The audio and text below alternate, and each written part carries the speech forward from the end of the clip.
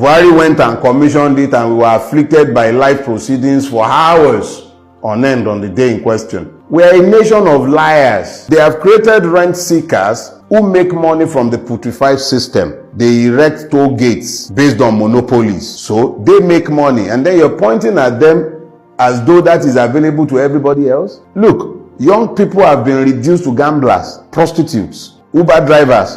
You know how many graduates are driving Uber in Lagos and everywhere else? Because it's about the only way they can become self-employed without being dependent on the system for their livelihood. The easiest way to become self-employed in Lagos is to be able to buy a Corolla. So you buy a Corolla, you become a Uber driver. And then you have to start dealing with the madness of the Nigerian police and all the multiple checkpoints that the state has created to fleece you even more.